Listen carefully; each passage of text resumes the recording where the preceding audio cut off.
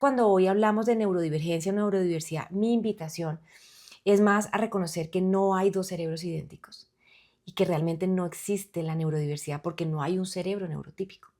Son maneras Mm, distintas de sentir el mundo, de percibirlo, de digerirlo, de reaccionar, maneras distintas de amar, de relacionarnos, de aprender.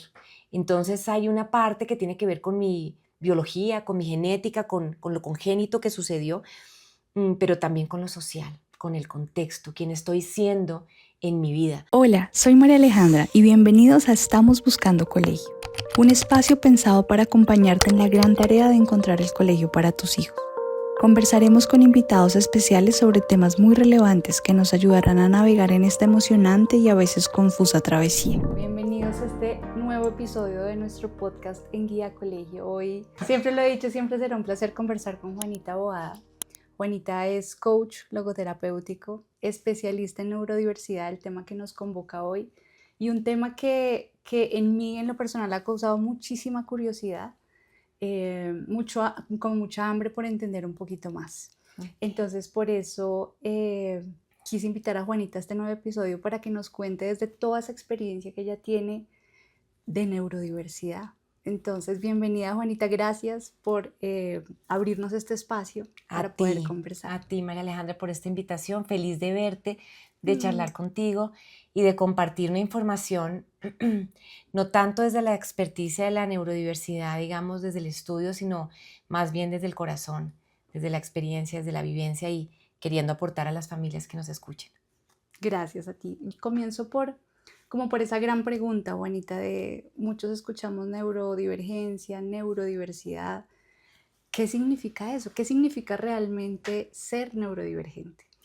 Bueno, digamos que existe un nuevo paradigma en la neurodiversidad desde hace aproximadamente unos 10 años o un poco más, gracias como al desarrollo de la neurociencia, en empezar a comprender cómo funciona nuestro cerebro, que nos invita a pasar de una mirada un poco biomédica, ¿sí?, a una mirada social.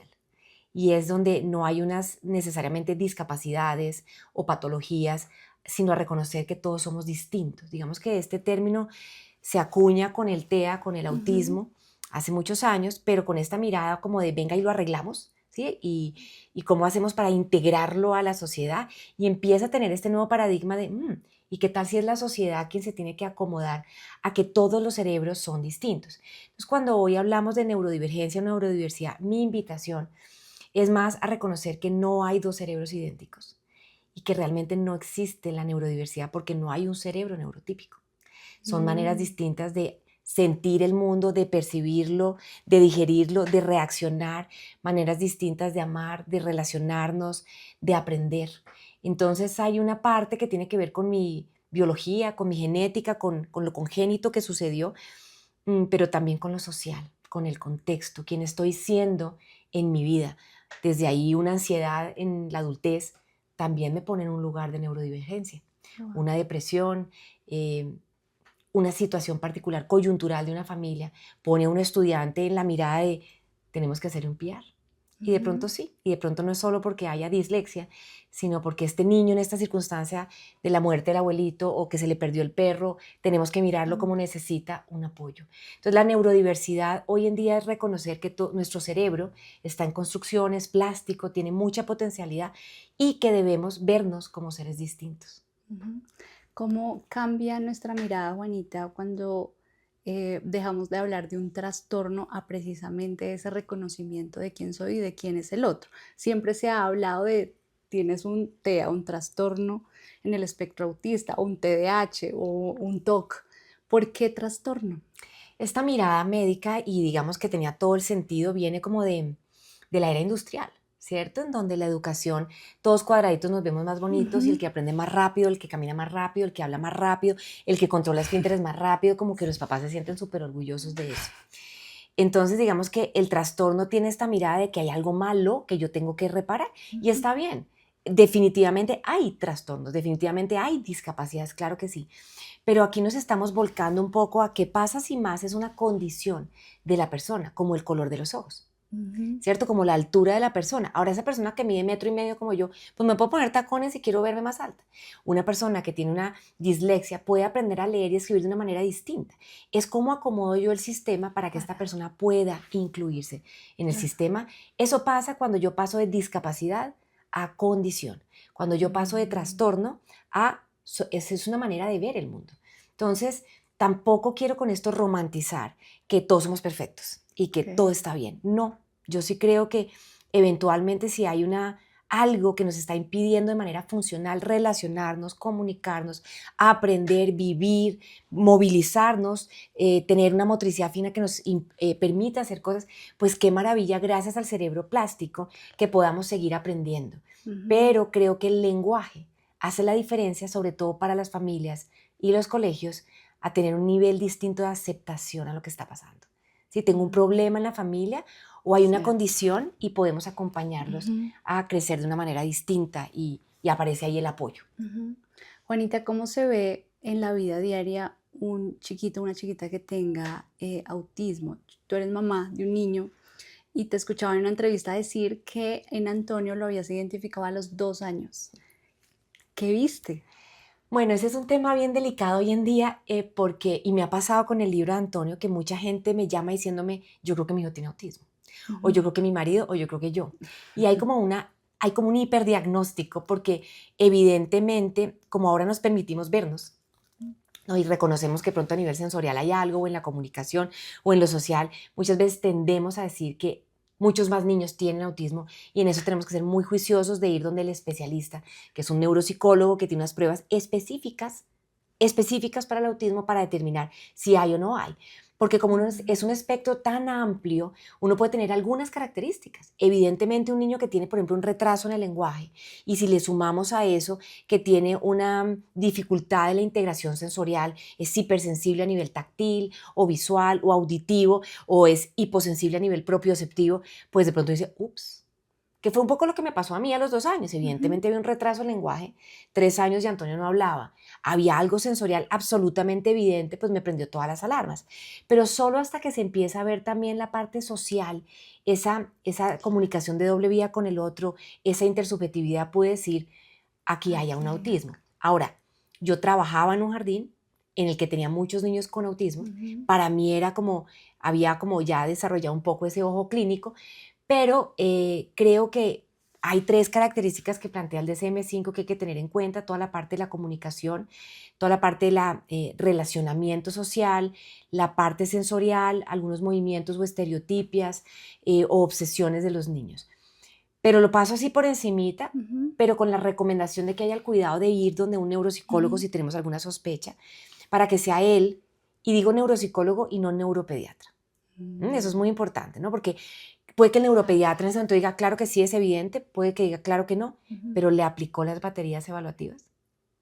Que eso es lo vital, que haya un proceso de evaluaciones que son mínimo 5 días de evaluaciones, que incluye evaluar a la familia y al niño o a la niña para determinar si hay o no hay. Porque si yo tengo claro para dónde voy, yo puedo hacer un bonito recorrido. Pero un no diagnóstico o un mal diagnóstico o un sobrediagnóstico nos lleva para el lado equivocado.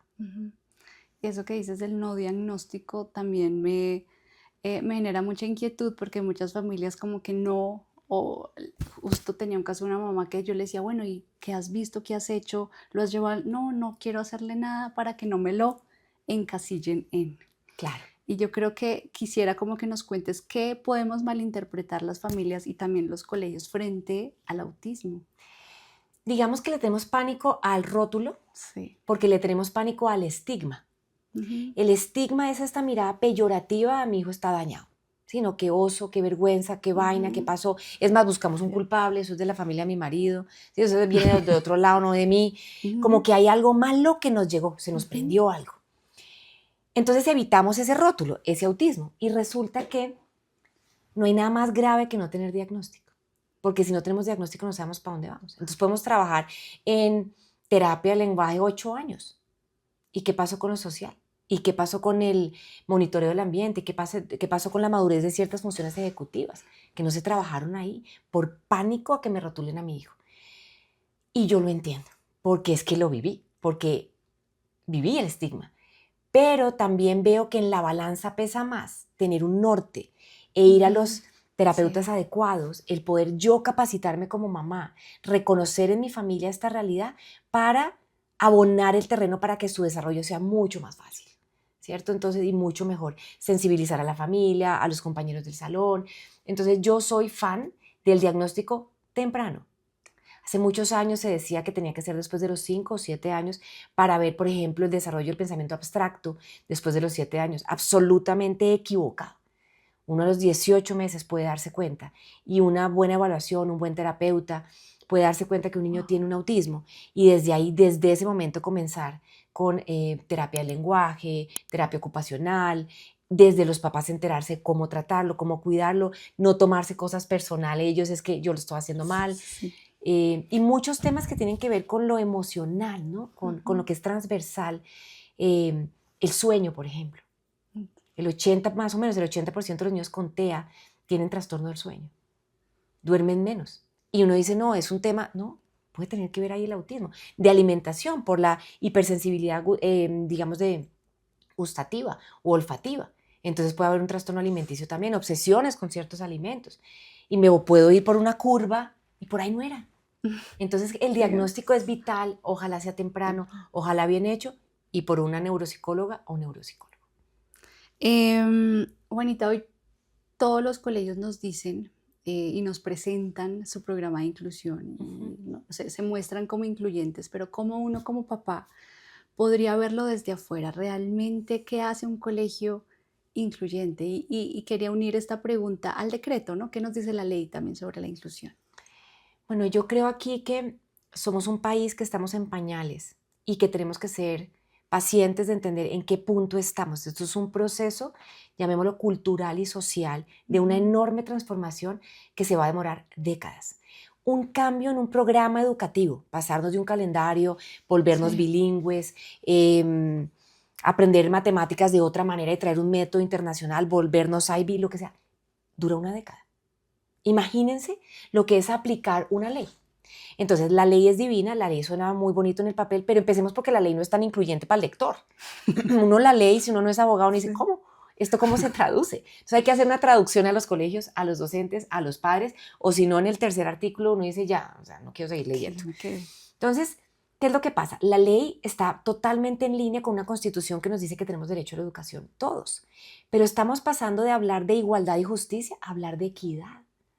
Y hablar de equidad significa que no todos tenemos que recibir lo mismo, sino justamente tenemos que recibir cosas diferentes. Pero ¿cómo se ve en un aula con 25 niños? ¿Cómo hace esa profesora que no vio durante su carrera sobre autismo o sobre dislexia hacer algo distinto con esos 3, 4, 5 o 10 niños o 20? Entonces, digamos que el aterrizaje de esta norma es cómo capacitamos a los docentes, cómo el colegio empieza a hacer un cambio de chip a que se vale la diferencia, para que el PR no se convierta en un tema burocrático de hacer un papeleo enorme y de convocar un montón de terapeutas y la EPS y todos opinamos y hacemos un documento que cuando lo hemos terminado queda un mes de colegio. ¿Sí o no? Porque es que hay que hacer otro semestre entrante, porque van a haber cambio de profe o de materias o de lo que sea. ¿Y cómo volvemos esto en una actitud ante la crianza? O ante la educación en donde yo puedo ver ese niño distinto y que en esta circunstancia, como sé de autismo, o sé de dislexia, o sé de retraso del lenguaje, o sé de apraxia, yo puedo acomodarme, acomodar el grupo, sensibilizar el grupo, hacer actividades distintas que propendan al neurodesarrollo. Entonces, pues es un tema muy extenso, pero es una muy buena ley que va a necesitar años para que se empiece a hacer realidad. No todos los colegios estaban listos. Hay que darles tiempo desde la adecuación física, de la cambio cultural de los padres que les parece rarísimos unos niños. Esa es la realidad, perdón decirlo tan fuerte. También las adecuaciones físicas, eso vale mucho dinero, ¿no? Entonces tenemos que tener paciencia y saber que nos vamos a demorar unas décadas en aceptar desde familia que la neurodiversidad es la realidad y que el PR es un plan de ajustes individuales para unos niños, ojalá para todos, que me permitan acceder y permanecer en la educación, en este colegio. Hay unas cifras muy locas en este país donde básicamente alrededor de 80,000 niños entran por programas de inclusión y menos del 10% se gradúan del colegio, de ellos. O sea, hay un vacío entre la ley y la realidad. Pero yo quiero ser justa también con que es que estamos aprendiendo. Esto es muy nuevo. en nuestro país. Ujú. Así, digamos, lleva 20 años, sigue siendo nuevo. Sigue siendo Sigue siendo nuevo desde la neurociencia también. Ujú. Juanita, tú nombrabas piar y a veces uno escucha esa palabra, pero como que no entiende muy bien eso qué es y cómo uno lo puede vivir con su hijo en el colegio. El colegio, ¿qué tiene que hacer? ¿Qué es específicamente el piar? Es un plan individual de ajustes razonables. Es un documento, es un Ujú. protocolo que elabora el colegio en Ujú. compañía de los docentes involucrados, el departamento de psicología Ujú. y los terapeutas que acompañan al niño. Ok. Involucran a la familia y ojalá a compañeros del niño Del o de la niño. niña. Em, Mm. en teoría lo hace el colegio, muchas veces también existen, digamos, como terapeutas o personas que trabajan haciendo el PR para el colegio, hagan de cuenta como una especie de Ujú. outsourcing, donde esa persona se relaciona con el colegio, con las terapeutas y lo construye. También funciona. Pero digamos que por ley es el colegio el que lo debe montar. ¿Para quién? Entonces empecemos de lo más notable. Por supuesto, cuando hay una discapacidad. Sí, yo tengo que hacer una Claro, rampa para que pase una silla de claro. ruedas.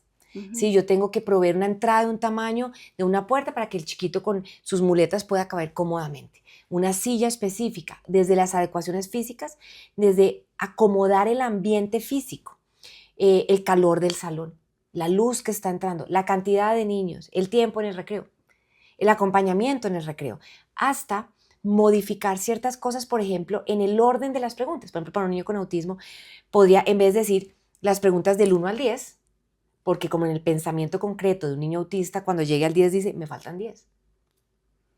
O del Wow. 10 al 1, pasar 10, 9, 8, 7, 6. Wow. La sensación de me queda Sí. menos es más Ujú. fácil, ¿cierto? Pasar de 20 ejercicios a 3 ejercicios.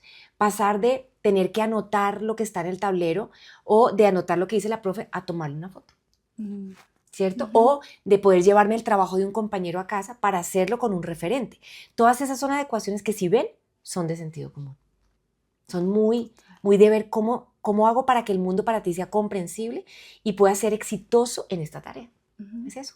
Me parece súper lindo lo que dices de incluir al grupo, de Ujú. incluir a sus amigos, probablemente niños neurotípicos. Y antes fuera de cámara le preguntaba a Juanita qué material, qué literatura uno como papá puede, digamos, de un niño neurotípico empezar a incluir en esa lectura de estas noches, precisamente para sembrar como esa semillita de que somos diferentes. Y te pedí sacar todo esto para que nos cuentes como papás que te están escuchando, qué podemos hacer para involucrar este tema en la conversación diaria. Lo más bonito de esto es que yo no atiendo niños y yo les Ujú. leo estos cuentos a los papás, porque Wow. mi intención es que sea primero el adulto el que pueda en un cuento de literatura infantil como empezar a sensibilizarse con la diferencia. Por ejemplo, este cuento Total. de Caperucita y el lobo feroz.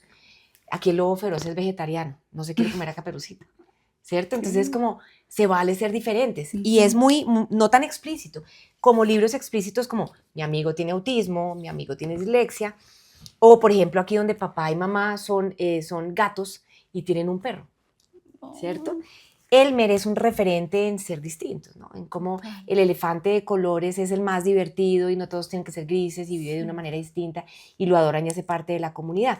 Y así hay millones de muchos. cuentos donde yo digo, cuando un bebé tiene 18 meses que empezamos ya a interactuar con literatura infantil, ¿qué pasa donde nosotros incluyamos cuentos como el de Elmer o, por ejemplo, Caracol, que es un niño más lento para llegar a algún sitio, pero Caracol llega?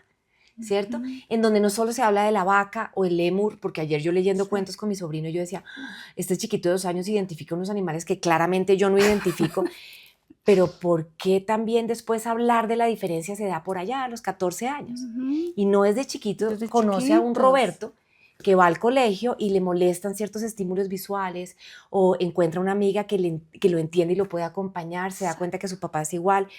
Y la mirada desde casa es incluyente. Utilizando literatura infantil para mí, en mi casa, fue la clave. Para Emilia, mi hija, para Alejandro, mi esposo, para Antonio, nunca verse distinto, sino que Ujú. todos somos distintos, todos tenemos pequeños mundos distintos y se vale. Juanita, háblanos un poquito de Roberto. Antonio, tu hijo, lo escribió, lo ilustró además, pero es una historia personal, es contándonos él lo que él vivía en el colegio. Entonces cuéntanos un poquito cómo nace esa historia. Bueno, Antonio pasó por 3 colegios, en línea con lo que tú y yo trabajamos sobre la elección del colegio grande. Yo llevaba ya 7 años dictando la charla de cómo elegir el colegio grande cuando Antonio, 6 meses después de estar en un colegio, me dijo, me tengo que cambiar. O sea, o yo también me di cuenta, ya este colegio no va más. Esto para decirle a los papás que tranquilos, que uno no necesariamente se equivoca, sino que uno tiene que vivir lo que tiene que vivir. Y él, al final, después de su tercer colegio, en el cual decide cuando entra en 8º grado, dice, yo no quiero que mis amigos se enteren. Porque como lo vivió en otro colegio fue duro y había poca sensibilización del tema, si bien es un colegio súper incluyente, con un maravilloso PR y Learning Center y todo, no hubo una sensibilización a los amigos. Entonces, ¿qué pasó? En este último colegio dice, yo no quiero que se enteren.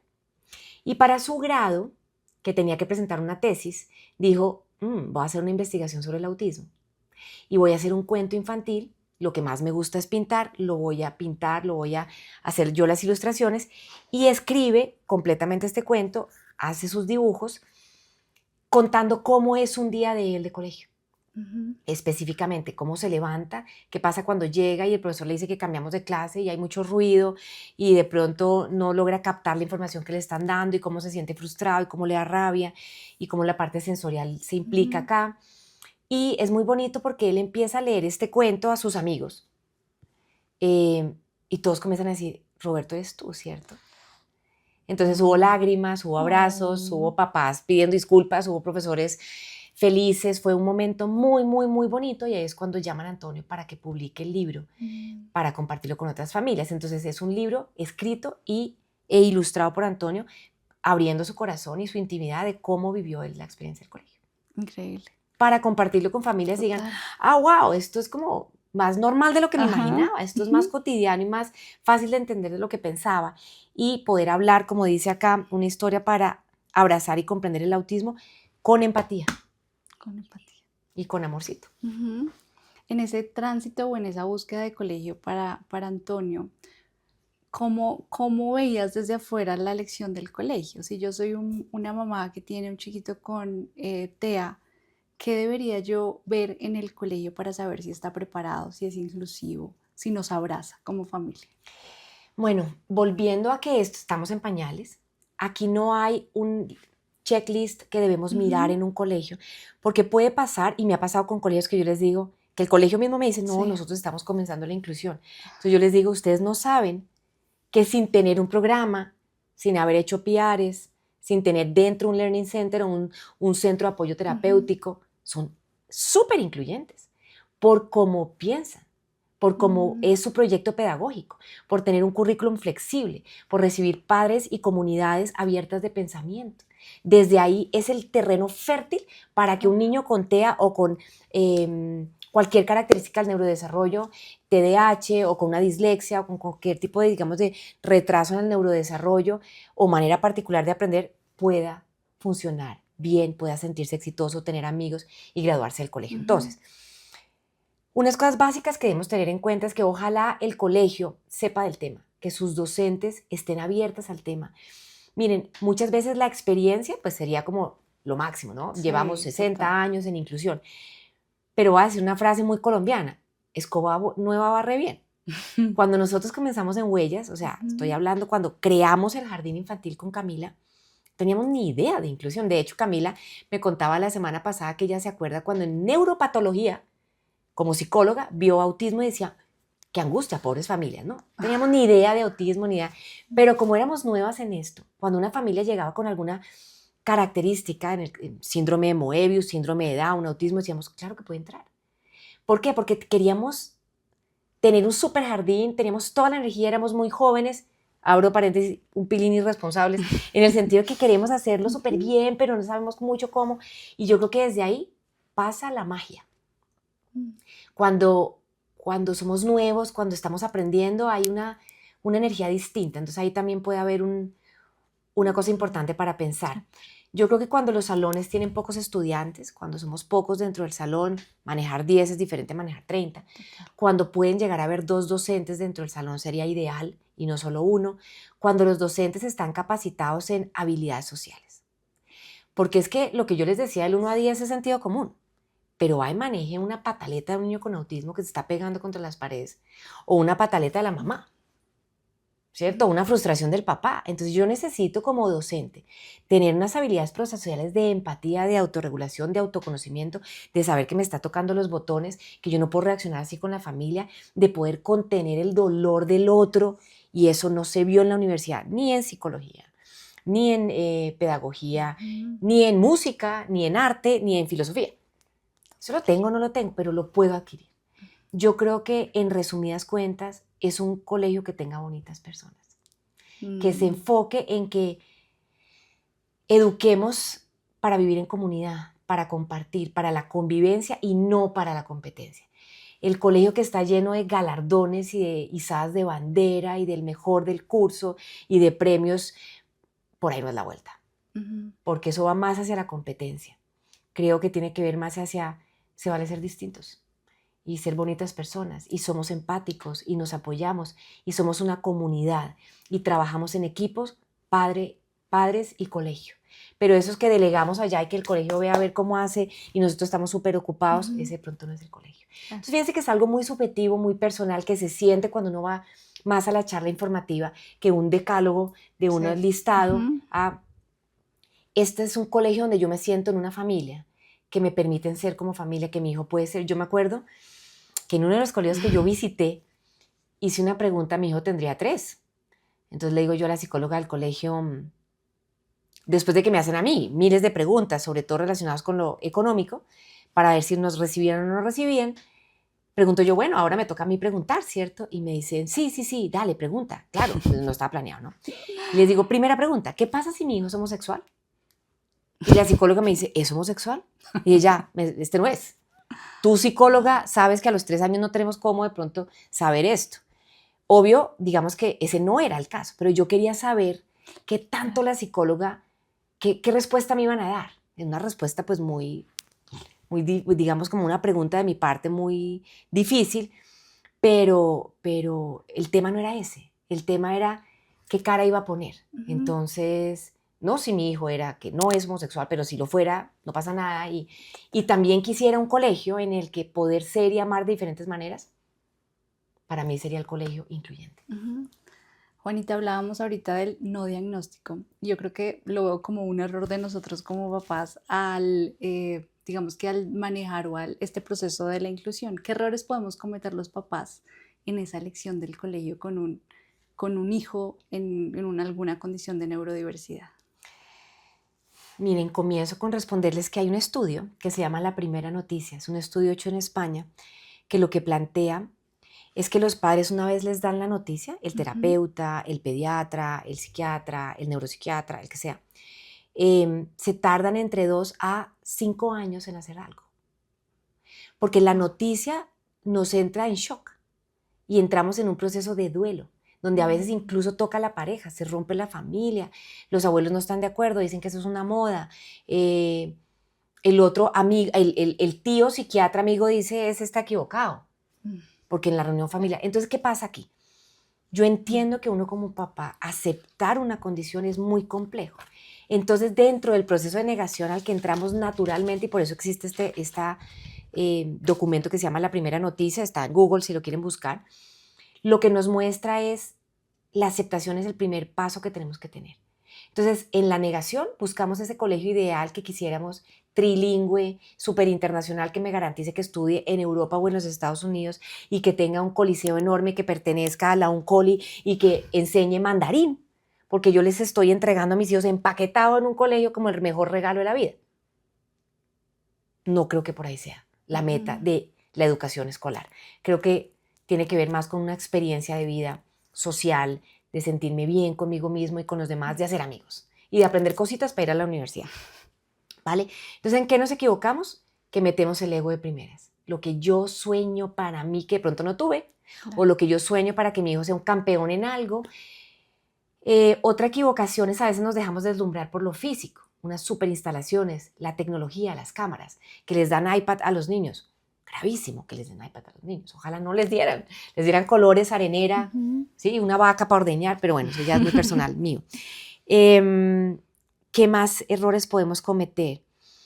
Creernos el cuento de que hay mejores colegios, como que hay un estándar de los mejores y los peores. Entonces, que en los peores los papás buscan el peor. No, esa es una medición que a veces existe, digamos que muchas veces está liderado por la prueba saber, pero para mí el mejor colegio es el colegio incluyente. El mejor colegio es el que tenga, no sé, de pronto incluso una granja. Para mí, que me gustan los animales, entonces eso es muy personal. Yo creo que, ¿qué buscar? Lograr hacer match entre mi proyecto pedagógico familiar, cuáles son mis valores de mi familia, en qué creo, cómo educo, cómo aplico la disciplina en mi casa, que haga match con ese proyecto pedagógico institucional de ese colegio. Y lo principal, cómo es mi hijo, qué temperamento tiene, cómo aprende. Es muy cinético, es tímido, es hipersensible emocionalmente, es muy perfeccionista, y uno a los 18 meses o 4 años sabe cómo es su hijo. No necesita un informe de nadie. Uno sabe. Y uno sabe si puede hacer match ahí. Juanita, ¿qué prácticas, digamos que hablábamos del rol tan importante del docente, ¿no? Como no importa si eres docente de matemáticas, que puedas estar capacitado en neurodiversidad o en entender o en acompañar y en tener esas herramientas para en el aula de clase llevarlas a cabo. ¿Cómo pueden los colegios capacitar a sus docentes? ¿Dónde? ¿Cómo? ¿Dónde eso se encuentra?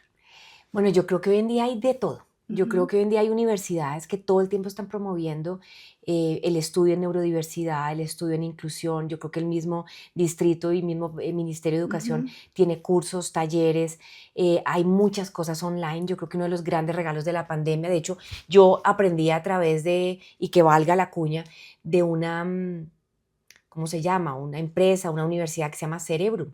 Y yo estudié con ellos online y entendí y aprendí un montón, que son de pronto universidades en otros países que montan programas, pero hay mucha gente en este país que sabe del tema, y yo creo que estamos todos muy dispuestos a ir a hablar con colegios, con jardines infantiles, en donde el tema no es lo económico, donde el tema es queremos aportar.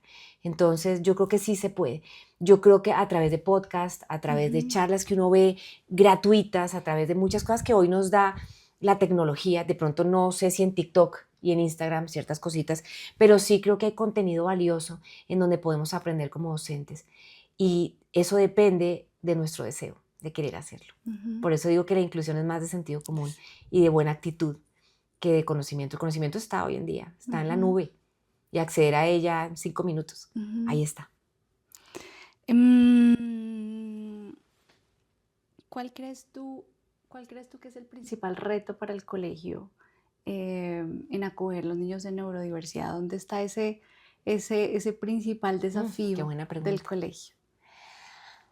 Bueno, voy a hablar como colegio, voy a hablar como jardín infantil que tuve, los papás. Porque yo me acuerdo que cuando yo recibía niños de la Corporación Síndrome de Down, con quien trabajamos en equipo por años, niños con autismo, con Genoveva Morales, que trabajamos con Antiros en equipo por años, los papás me decían cosas como, ve, ¿y por qué Felipe va a estar en el salón con mi Gabriela? ¿Por qué no será que se le prende a Gabriela lo que tiene Felipe? ¿What? No se le va a aprender nada, y además Gabriela va a aprender a ser más empática. Y Gabriela va a ver la realidad de la vida, ¿no? Lo que pasa en el supermercado pasa en el salón. Entonces lo primero, el primer bloqueo que yo tuve fueron los papás. Duro. Y lo veo como familia, tíos, que todavía uno dice, Antonio, ¿será? Eso es invento de Juanita. Eso lo que necesitaba eran 3 palmadas para que se desparpajaron. Y dice, ¿en serio? Entonces no lo ve, eso no hay nivel, nada, eso es creencias que tenemos los padres de familia, que queremos que nuestros hijos sean perfectos y con 3 palmaditas los sacamos adelante. Lo segundo, yo creo que la apertura también de los docentes a seguir creciendo, y ahí yo también lo entiendo, porque la sobreexigencia del docente es altísima. Hay un estudio bien interesante que muestra que la 4ª profesión más estresante en el planeta Tierra es la docencia, siendo la primera, creo que es trabajo en la UCI, en resucitaciones, y la otra tiene que ser, creo que los bomberos, y la tercera es ser piloto de avión. Bueno, el cuarto es ser docente. Entonces calculen el nivel de estrés del manejo del niño que además tiene una característica, el jefe, la rectora del colegio o el rector, y los padres de familia coadministrando, porque como hoy coadministramos desde el chat, es que la ruta no llegó, la tarea no era como era, en fin. Creo que el estrés que manejan los profesores, y además súmele que hay que hacer un PR, que hay que llenar para el Ministerio de Educación, esto para la Secretaría de Integración. Wow. Cuando nosotros nos vigilaba, o todavía vigila bien, lo hace muy bien la Secretaría de Integración, el nivel de estrés en el jardín era altísimo.